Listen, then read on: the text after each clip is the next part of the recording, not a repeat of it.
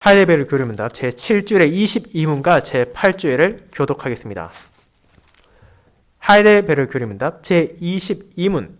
그렇다면 그리스도인들은 무엇을 믿어야 합니까? 복음 안에 우리에게 약속된 모든 것, 곧 우리의 보편적이고 의심할 바 없는 기독교 신앙의 신조들이 우리에게 요약하여 가르치는 모든 것입니다. 제8주일 제24문. 사도신경은 어떻게 구분됩니까? 셋으로 구분되는데, 첫째, 성부 하나님과 우리의 창조. 둘째, 성자 하나님과 우리의 구속. 셋째, 성령 하나님과 우리의 성화입니다. 제25문. 오직 한 분 하나님만 계시는데 왜 성부, 성자, 성령, 세 위격을 말합니까?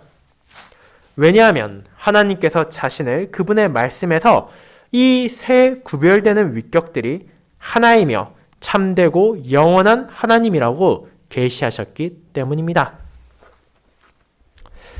말씀봉사 후에는 찬송 1, 비장 1, 2, 3절을 통해 우리가 가진 보편적이고 의심할 바 없는 신앙의 고백인 사도신경을 함께 찬송으로 부른 후 찬송 2장 1, 2, 3절을 이어서 부르도록 하겠습니다.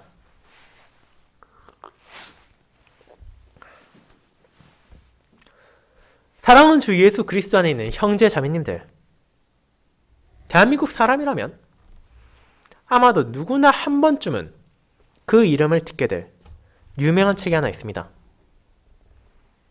그것은 다름 아닌 동의보감입니다. 비록 우리가 한학에 별 관심이 없다 하더라도 때로는 광고에서, 때로는 신문이나 TV와 같은 매체에서 누군가가 이를 언급하는 것을 한 번쯤은 듣게 됩니다. 지금으로부터 500여 년 전 허준이 정리한 당대의 의학서인 이 책은 긴 시간이 지났음에도 여전히 존중을 받으며 많은 사람들의 뇌리에 새겨져 있습니다. 하지만 그렇다고 해서 모든 사람이, 모든 한의사가 그 내용을 절대적으로 신뢰하고 믿는다는 것은 결코 아닙니다. 그 책이 처음 작성될 시기에는 나름대로 정확하고 효과적인 치료법들을 기록했다 하더라도 오랜 세월이 지나는 가운데 그 가운데 상당수는 잘못된 것으로 드러났기 때문입니다. 그렇게 그 책의 가치는 여전히 남아있지만 그 내용을 한 점의 의심도 없이 온전히 받아들이는 사람은 이제 거의 없다고 봐도 무방할 지경입니다. 그렇다면 그와 같은 세상의 고전이 되어버리는 의학서를 바라보는 관점으로 신자가 교회의 신앙고백서를 바라볼 수 있습니까? 물론 교회를 다니는 사람 중에서도 그런 시각으로 고백서를 바라보는 사람들이 있다는 것을 부정할 수는 없습니다. 그러나 그것이 정녕 합당한 자세입니까? 신자가 가진 신앙의 고백이 세월이 지나면 가치를 잃어버리고 더 이상 진리라 말할 수 없는 세상의 학문서와 동일한 계통의 것입니까? 그렇지는 않습니다. 다른 수많은 학문들은 기본적으로 이 땅의 피조물의 질서를 관찰하고 그 연구 결과에 따라 얻은 지식이나 혹은 사회의 구조, 사람들의 삶을 사색하여 발견한 사상을 저술한 것입니다. 그렇게 자연스럽게 기술이 발전하며 더 나은 도구를 사용해 기존에 발견하지 못했던 새로운 법칙을 발견하거나 사회가 바뀌고 질서가 바뀌고 인식이 바뀐다면 과거의 기록은 빛을 발하고 그것을 더 이상 진리라 말할 수 없게 됩니다. 그렇다면 교회의 신앙 고백은 무엇을 기반으로 하고 있습니까? 만약 그것이 이 세상의 학문과 동일하게 세월이 지나면 새로운 것이 발견되고 과거의 것이 부정되는 것에 기초를 두고 있다면 이 또한 긴 시간이 지났으므로 이미 그 가치를 잃었을 것입니다. 하지만 우리는 교회의 신앙 고백, 신자가 고백하는 신앙의 신조들이 이 땅의 질서나 사상에 기초를 둔 것이 아니라 복음, 변하지 않는 하나님의 말씀에 기초를 두고 있다는 것을 알고 있습니다. 그러므로 이는 그것의 기반이 되는 성경의 진리가 변하지 않는 한 그 기초가 흔들리지 않고 세월이 지나고 장소가 바뀌어도 성도들이 고백하며 이것이 정말 참이라고 믿을 수 있습니다. 그리고 그와 같은 기독교 신앙의 신조들인 사도신경이 가지고 있는 의미에 대해 고백하는 교리문답 제8주일을 앞선 제7주일의 22문과 함께 살펴보며 저는 오늘 신자가 가진 보편적이고 의심할 바 없는 신앙의 고백이라는 제목으로 나누고자 합니다. 이를 첫 번째, 신자가 가진 보편적인 신앙의 고백. 두 번째, 신자가 가진 의심할 바 없는 신앙의 고백. 세 번째, 이 신앙의 고백이 전하는 복음의 요약으로 나누어 알아보겠습니다. 먼저 첫 번째, 신자가 가진 보편적인 신앙의 고백의 의미를 알아보도록 합시다. 형제자매 여러분, 교리문답 제7주일은 우리로 하여금 하나님의 사랑이 얼마나 놀라운 것인가를 바라보겠습니다. 제20문답이 인용하고 있는 요한복음 3장은 그 사랑의 아름다움에 대해 그 이유와 그 필요성과 그 결과에 대해 알려주었습니다. 성도들은 교리문답의 제1부를 통해서 자신의 죄와 비참을 바라보았습니다. 다른 사람들이 마주하기를 거부하고 어떻게든 외면하고자 하는 현실을 인식한다는 것은 결코 달가운 것만은 아니었습니다. 하나님을 거역하여 저지른 나의 죄가 얼마나 무거운 것인지, 그런 죄에 대한 심판이 얼마나 두렵고 끔찍한 것인지 알게 되었기 때문입니다. 그러나 이 사실을 알아야만 우리는 복음의 의미를 깨달을 수 있습니다. 자신의 현실을 알지 못한다면 내게 왜 하나님의 사랑이 필요한 것인지 인식할 수 없을 뿐 아니라 그 사랑의 의미까지도 온전하게 이해할 수 없기 때문입니다. 그렇게 자신의 죄와 비참을 외면한 자는 아무리 복음을 이해하려 한다 하더라도 그것을 바르게 받아들일 수도 이해할 수도 없습니다. 하지만 그와 같은 슬프고 비천한 자신의 현실을 고백한 신자는 이제 하나님의 사랑을 바라봅니다. 우리를 영원한 형벌에서 건지시고 다시 하나님의 은총을 받을 수 있도록 사람과 하나님의 파탄난 관계를 회복시키기 위한 중보자, 구원자가 어떻게 이 땅에 오셨는지를 알게 되었기 때문입니다. 그분은 오직 순수한 은혜, 하나님의 사랑을 통해 자신의 백성들에게 주어졌습니다. 성도를 포함하여 모든 사람들을 심판받아 마땅한 존재임에도 불구하고 하나님께서는 자기 백성들을 불쌍히 여기시고 사랑하심으로 그 아들을 주셨습니다. 하나님이 세상을 이처럼 사랑하사 독생자를 주셨으니 이는 그를 믿는 자마다 멸망하지 않고 영생을 얻게 하려 하심이라는 요한복음 3장 16절 말씀이 이를 보여줍니다. 그분께서는 어떤 이득을 바라거나 거래를 위해서가 아니라 선하신 기쁨 안에서 사랑을 베푸셨습니다.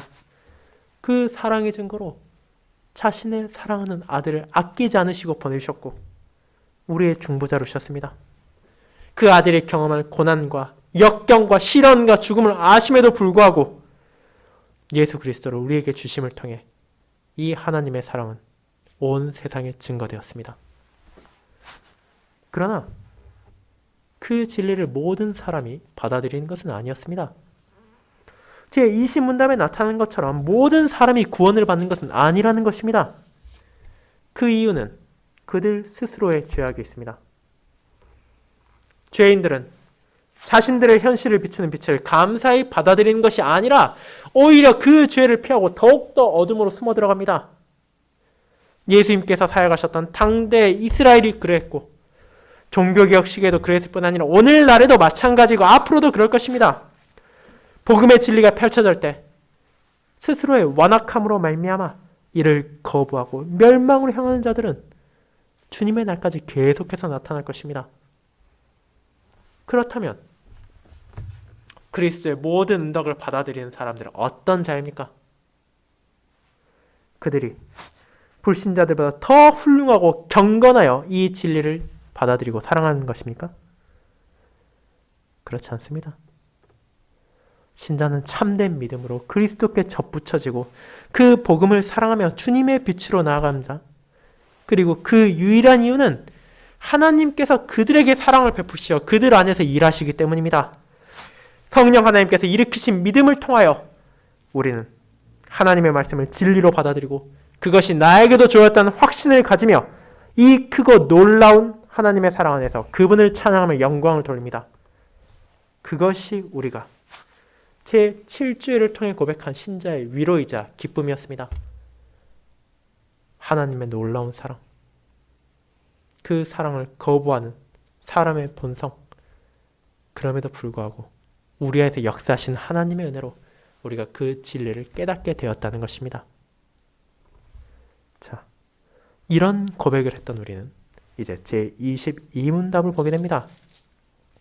그것은 오늘 우리의 주제이기도 한 채 8주일과 직접적으로 연결되어 있는 문항입니다.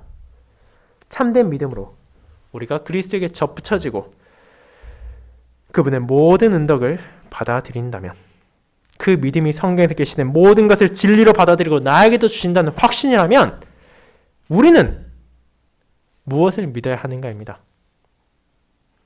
그 참된 믿음은 무엇을 믿는 것입니까? 성령 하나님께서는 복음을 통해 우리 안에서 무엇을 믿도록 역사하십니까? 그것이 바로 제22문의 답이자 오늘 제목과 연결되는 것입니다. 이는 다음과 같습니다. 복음 안에 우리에게 약속된 모든 것, 곧 우리의 보편적이고 의심할 바 없는 기독교 신앙의 신조들이 우리에게 요약하여 가르치는 모든 것입니다.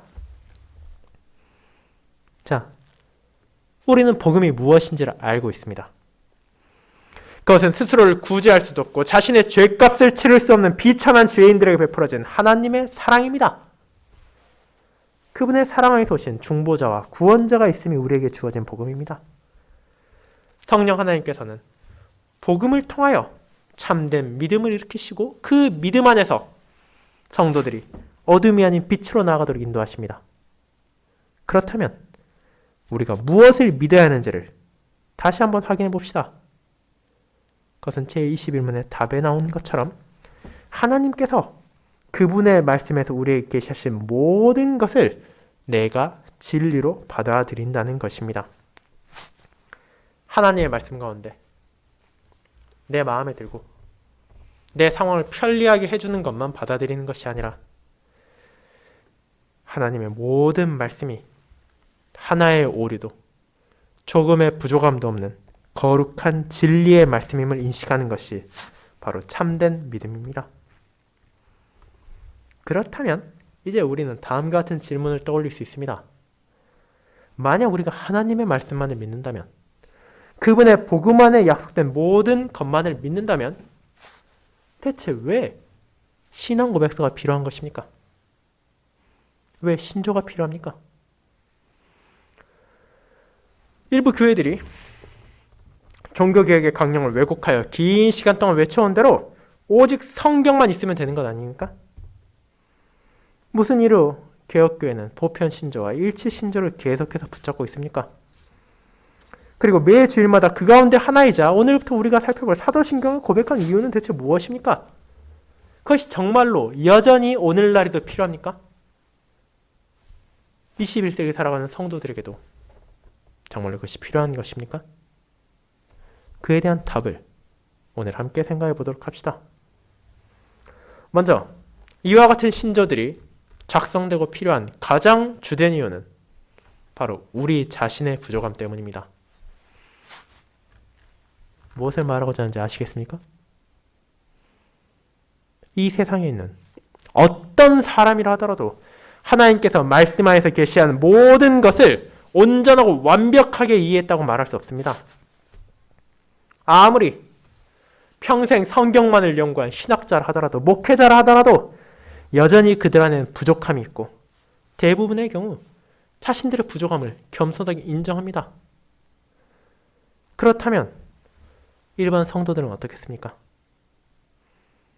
성도들을 폄하하는 것이 아니라 그들은 각자의 삶의 소명 가운데 신실히 살아가기에 성경을 묵상하고 연구하는 시간은 상대적으로 훨씬 제한될 수밖에 없습니다. 그것은 분명한 현실입니다. 그러므로 하나님께서는 역사 안에서 자신의 종들을 사용하셔서 그 복음 안에 약속된 모든 것들을 진실되게 요약하여서 이단의 공격에서 신자들을 보호하고 구원에 대한 하나님의 약속들을 의심하지 않고 붙잡을 수 있도록 이 신앙 고백을 가지게 하셨습니다. 자, 그렇다면 여기서 우리는 또 다른 의문을 떠올릴 수 있습니다. 아무리 그런 신앙의 신조들이 훌륭하다 하더라도 그것이 작성된 지 벌써 수천 년의 시간이 지나지 않았습니까? 그것이 당시만이 아니라 오늘날에도 분명한 진리를 선언하고 있다고 우리는 정말 장담할 수 있습니까? 그것을 다르게 말하자면 신조의 보편성에 대한 의구심입니다. 어쩌면 여러분도 이런 생각을 한 번쯤 했을지도 모릅니다. 이것이 정말로 21세기를 대한민국에서 살아가는 나에게도 필요한 것인지, 내가 정말로 믿고 고백해도 문제가 없는 것인지 말입니다. 왜냐하면 교림답이 의미를 풀어서 전하는 이 기독교 신앙의 신조들, 사도신경은 최소한 4세기, 지금부터 1700년이 훌쩍 넘는 먼 과거에 아시아도 아닌 유럽 쪽에서 작성된 신앙 고백이기 때문입니다. 그리고 그 당시 남겨진 저작물 가운데 그 어떤 것도 오늘날 진리로 받아들여지는 것은 없지 않습니까? 시대와 사회의 한계로 인해 당시의 철학도, 당시의 과학도, 당시의 문명도 구시대적인 틀을 벗어나지 못하기에 나름의 가치는 인정받고 여전히 연구될 수는 있지만 진지하게 그것만이 정답이라고 말하는 사람은 없을 것입니다. 그런데 왜 이 사도신경만은 예외입니까? 그 이유는 그것이 가지고 있는 보편성 때문입니다. 제20음문의 답에서 나오는 보편적이라는 표현의 의미는 무엇입니까? 12가지 신앙의 신조들이 보편적이라는 말이 신자에게 어떤 의미를 가지고 있습니까? 사전은 이 단어를 모든 것에 두루 미치거나 통하는 것이라고 합니다. 그 말을 조금 더 쉽게 풀어 설명하자면 그것이 시대를 초월하고 장소를 가리지 않으며 체제를 뛰어넘어 모든 이들에게 받아들여지는 것이라 할 수 있습니다. 그렇게 많은 것들이 사실 보편성을 가지고자 노력하지만 실제로 보편성을 가지고 있는 것은 극히 드물다고 할 수 있습니다. 하지만 우리는 오늘 우리가 살펴볼, 그리고 매주일 우리가 고백하는 사도신경이 그런 보편성을 지니고 있음을 말합니다. 그 이유가 어디에 있습니까? 그것은 이 신조의 기반이 무엇인지를 살펴볼 때 깨달을 수 있습니다. 철학자들의 사상은 그가 보고 들은 사람들의 생활 방식과 풍습에 기반하고 과학의 논문은 그들이 연구하고 탐색한 자연 질서에 뿌리를 둡니다.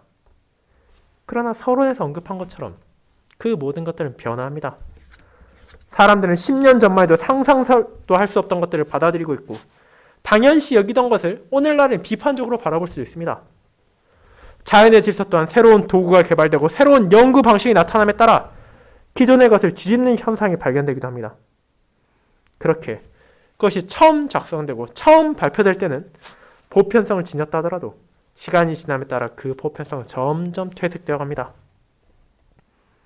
그렇다면 사도신경은 대체 무엇이 다르기에 온전한 보편성을 가지며 수천 년의 시간이 지났음에도 불구하고 모든 신자의 신앙 고백으로 여전히 자리 잡을 수 있습니까? 그 이유는 그것을 작성한 교부들이 완벽해서도 아니고 그 문장이 아름답고 유려해서도 아닙니다. 그 이유는 단 하나, 그 모든 고백이 사람의 지혜나 세상의 법칙이 아니라 바로 하나님의 말씀을 요약한 것이기 때문입니다. 그 안에 사람의 사상이 들어가지 않았고 교회의 전통이 기록되지 않았습니다. 하나님께서 그분의 말씀에서 계시한 복음의 약속들을 순수하고 간명하게 정리함을 통해 모든 신자들이 함께 고백할 수 있도록 작성된 것이 이 기독교 신앙의 신조인 사도신경입니다. 그렇다면 이것이 보편성이 가지고 있다는 것을 알기 위해 규명해야 되는 것은 이제 그 자체가 아니라 그것이 기반을 둔 하나님의 말씀입니다. 왜냐하면 사도신경은 다른 일체의 것을 추가한 것이 아닌 그 말씀을 순수하게 요약한 것에 불과하며 새로운 무언가가 아니기 때문입니다. 그럼 이제 그것이 기반을 둔 하나님의 말씀을 생각해 봅시다. 그것이 보편적입니까? 혹은 그렇지 않습니까? 이는 성경을 바라보는 신자의 관점에 대해 묻는 질문입니다. 어쩌면 여러분은 교회를 다니는 신자라면 아니 당연히 그것이 참되고 변하지도 않고 흔들리지도 않는 진리라고 고백할 것이라 생각할 수도 있습니다. 하지만 그렇지 않습니다. 교리문답이 말하는 것처럼 그분의 말씀에서 우리에게 계시하신 모든 것을 진리로 받아들이는 신자는 점점 소수가 되어가고 있습니다. 누군가는 구원에 대한 부분만 받아들이고 죄의 합이 참 외면하며 누군가는 구약을 무시하고 신약만을 진리라 생각하기도 합니다. 또한 일부 자유주의 교회에서는 세상의 학문과 마찬가지의 관점에서 성경을 바라보며 성경 또한 시대와 문화 안에서의 저작물에 불과하기에 우리 사회의 시점에서 받아들일 수 있는 것만 받아들이고 나머지는 굳이 받아들일 필요가 없다고 말하기도 합니다. 그리고 그런 생각은 오늘날에 갑자기 튀어나온 것이 아니라 긴 뿌리를 지니고 있습니다. 초대교회 시절 구약 성경을 거부했던 말시원 이래 수많은 이들이 자기의 관점, 자기의 사상에 맞춰서 성경을 재단하고자 했습니다. 그렇게 종교개혁의 중요한 강령 가운데 하나는 오직 성경이었으며 이는 전 성경, 하나님의 모든 말씀을 가리키는 것이었습니다. 하나님의 말씀은 그 자체로 참되고 진실되다는 것을 증거합니다. 모든 사람은 불면 날아가는 이끼처럼 허망하고 그들의 저작물 또한 그러하지만 하나님의 말씀은 그 모든 것 위에 있으며 완전하고 부족함이 없는 온전한 진리입니다. 그렇게 이 말씀은 보편성을 지니고 있습니다.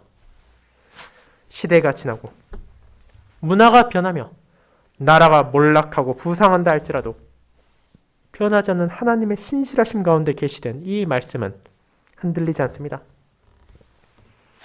그분의 말씀에서 계시된 모든 것들은 어느 시대에나 진리이고 어느 문화에서나 참되며 어느 장소에도 진실됩니다. 그렇게 이같이 영원히 변하지도 흔들리지도 않는 보편성을 가진 하나님의 말씀에만 기반을 두고 있는 교회의 고백, 사도신경도 보편성을 가지며 모든 시대에 걸쳐 존재하는 하나님의 교회의 회원들은 이를 고백함으로써 자신의 신앙을 증거합니다. 사랑하는 형제자매 여러분, 그러므로 우리는 모든 시대의 성도들과 함께 사도신경을 통해 믿음을 고백합니다. 우리가 믿는 것은 교회가 만들어낸 인간적인 전통이나 규범이 아니고 한 탁월한 개인의 사상도 아닙니다.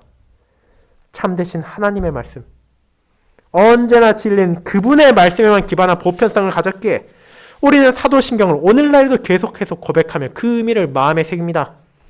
또한 그것이 말하는 것이 복음 안에서 하나님의 자녀들에게 약속된 모든 것이기에 이 고백의 내용을 의지하며 살아가는 것은 세상에서 환난과 고난을 마주하는 성도들의 기쁨을 줍니다. 위로를 줍니다.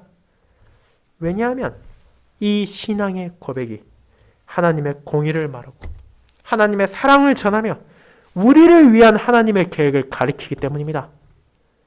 그리고 우리는 그와 같은 보편성을 가진 사도신경이 의심할 바 없다는 진리를 가르치며 오늘날에도 우리의 믿음을 고백하는 신조로 이 사도신경을 사랑하고 우리의 입을 통해서도 고백하는 것입니다. 그것이 두 번째, 신자가 가진 의심할 바가 없는 신앙의 고백으로 연결됩니다. 성도 여러분, 그와 같이 사도신경은 보편성을 가지고 있지만 동시에 이는 신자가 가진 의심할 바 없는 사도적인 신앙의 고백이기도 합니다. 이 사실이 무엇을 의미합니까? 이 세상에는 보편성을 가졌다고 말할 수 있는 것들이 종종 있습니다. 예를 들어 1 더하기 1은 2다. 이와 같은 수학적 진리는 여러분이 어느 시대 어디를 간다 하더라도 큰 문제 없이 받아들여질 것입니다. 하지만 이에 대해 학교에서 배우고 우리의 머릿속에 기억하지만 우리가 그것을 세상을 걸어다니며 만나는 사람들에게 나는 1 더하기 1은 2라는 것을 믿습니다 라고 말하고 다니진 않습니다. 그럴 필요도 없습니다.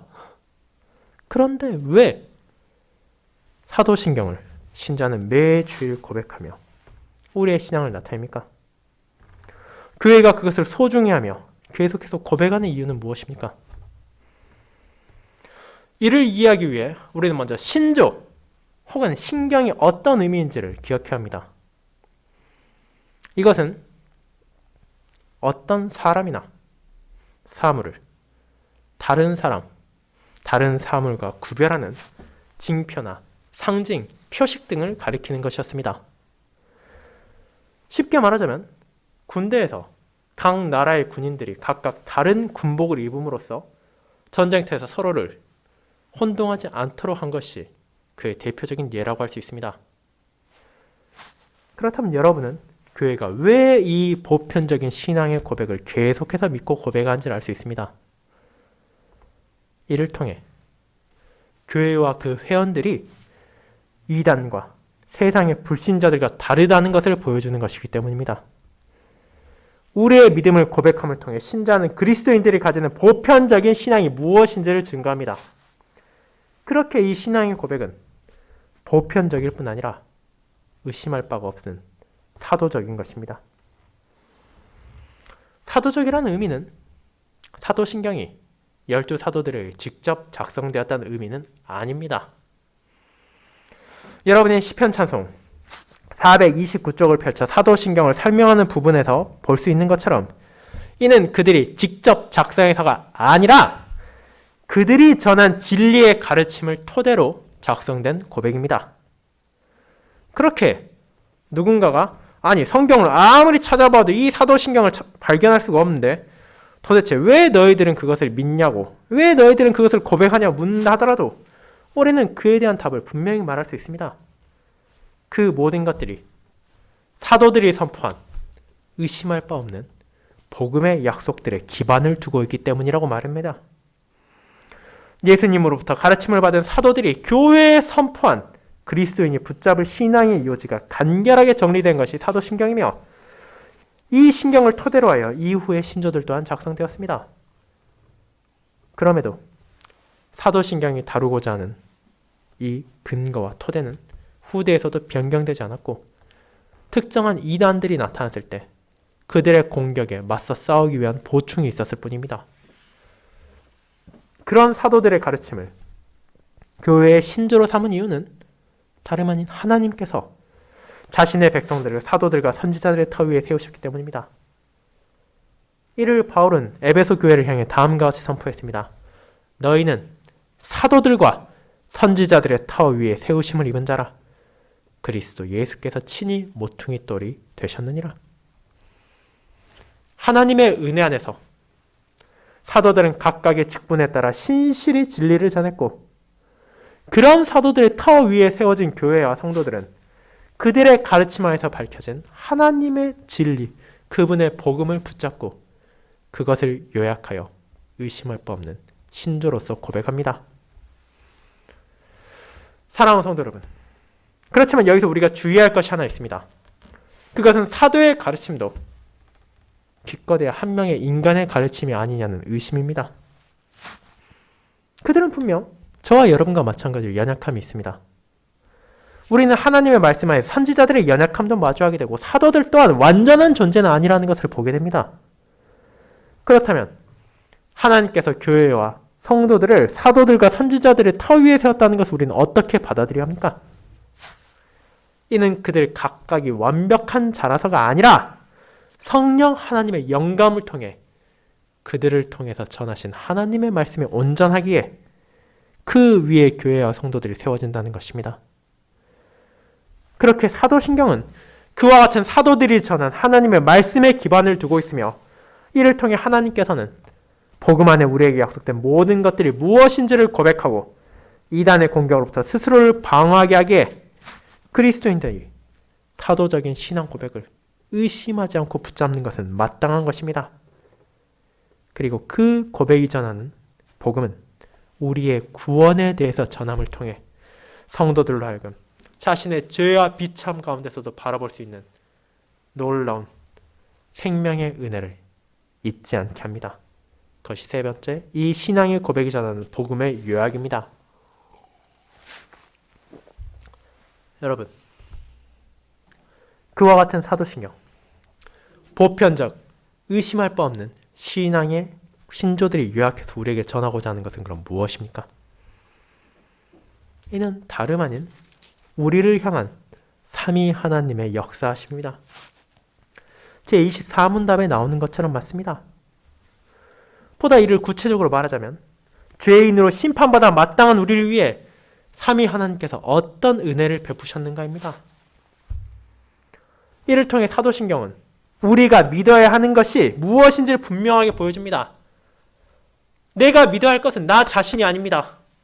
내가 믿어야 할 것은 내 주변의 사람도 아니고 다른 누군가의 도움도 아니며 이 세상의 어떤 피조물도 아닙니다. 성도는 자신의 구원에 관하여 오직 삼위 하나님의 역사하심만을 믿을 뿐입니다. 그것을 사도신경은 우리에게 매주일 전해줍니다. 우리는 이를 통해서 만물을 창조하신 하나님의 역사를 바라봅니다. 그분께서 저와 여러분을 포함한 온 세상을 창조하셨을 뿐 아니라 지금 이 순간에도 섭리로 다스리고 있다는 것을 고백합니다. 그런 전능하신 하나님께서 바로 저와 여러분의 아버지가 되어주셨다는 것을 알게 되었기에 이와 같은 성부 하나님의 창조와 다스림에 대한 사역을 알아간다는 것은 세상의 그 무엇도 그분의 뜻을 거슬러 나를 해할 수 없다는 분명한 확신을 가지게 합니다. 우리는 이를 통해 자기 백성을 구속하신 하나님의 역사를 깨닫습니다. 스스로는 하나님의 심판을 피할 수도 그분의 은총을 다시 받을 수도 없는 죄인을 위해 하나님께서 얼마나 큰 사랑을 베푸셨는지, 그분의 독생자가 얼마나 끔찍한 과정을 거쳐 우리의 구속을 성취하셨는지, 그리고 그 모든 것을 조금의 부족함도 없이 온전히 이루심으로 지금 나에게, 지금 여러분에게 무엇이 약속되었는지를 깨닫게 됩니다. 이와 같은 성자 하나님의 구속에 대한 사역을 깨닫는 것은 성도들로 하여금 자신이 받은 하나님의 사랑과 은혜가 얼마나 그 놀랍고 큰 것인지를 자각하게 합니다. 그리고 우리는 이를 통해 자기 백성을 인도하시는 하나님의 역사를 고백합니다. 구속의 은혜를 받은 신자라 하더라도 여전히 이 땅의 삶에서 수많은 고난과 역경을 마주할 뿐 아니라 슬픔과 비참에서 벗어날 수 없다는 것을 우리는 알고 있습니다. 그러나 그런 연약한 성도와 함께 하시는 분이 있다는 것을 알기에 우리는 이 세상에서 스스로의 힘으로 살아가는 것이 아니라 내 판단에, 내 결정에 따라 모든 것을 하는 것이 아니라 성령 하나님의 격려와 인도하심 안에서 거룩한 길을 나아가며 빛을 향해 발걸음을 내딛는다는 것을 고백합니다. 그분께서 언제나 나를 위로하시고 영원히 함께 하신다는 은혜가 있기에 우리는 이 땅의 삶 가운데서 고독함을 떨치고 형제와 자매와 함께 주님의 약속을 붙잡으며 영원한 생명을 향해 나아갈 수 있습니다. 사랑하는 여러분, 그와 같은 삼위 하나님의 사역을 알아간다는 것은 신자에게서 위로와 기쁨으로 가득할 수밖에 없습니다. 우리는 매 주일마다 이를 고백하며 그 안에 담긴 풍성한 하나님의 사랑을 마음에 새깁니다. 그리고 이 아름다운 진리를 지키며 하루하루를 살아갑니다. 오늘 우리가 함께 읽은 사도 바울이 사랑하는 형제 디모데에게 전한 격려의 말씀을 여러분의 마음에 새기길 바랍니다. 너는 그리스도 예수 안에 있는 믿음과 사랑으로서 내게 들은 바 바른 말을 본받아 지키고 우리 안에 거하시는 성령으로 말미암아 내게 부탁한 아름다운 것을 지키라. 사도 바울은 그의 삶 가운데 수많은 고난을 받았음에도 불구하고 그것을 부끄러워하지 않았고 복음의 약속을 붙잡았습니다. 그는 자신이 아끼는 디모데 또한 주님께서 베푸신 믿음과 사랑 안에서 이단의 공격과 유혹을 뿌리치고 진리 가운데 살아가며 그가 전해들은 아름다운 것을 성도들에게 전파하기를 원했습니다. 하나님의 은혜 안에서 그와 같은 사도들과 신앙의 선진들의 헌신과 노력은 헛되이 끝나지 않았습니다. 그들이 선포한, 그들이 증거한, 그들이 붙잡은 삼위 하나님의 역사하심은 오늘날까지도 사도신경 안에 요약되어 우리에게 전해지고 있습니다. 그리고 이 아름다운 보편적이고 의심할 여지가 없는 사도적인 신경은 신자의 정체성이 되어 어둠으로 가득 찬 이 세상에서 삼위 하나님만을 의지하며 살아가는 성도의 빛을 보이고 있습니다. 선지자들이 선포하고 사도들이 증거한 복음의 약속을 요약한 이 신앙의 고백이 여러분의 이번 한 주에도 함께하길 바랍니다.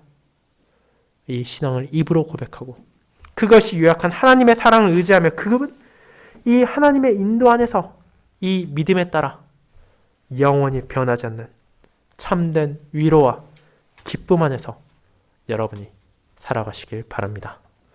아멘.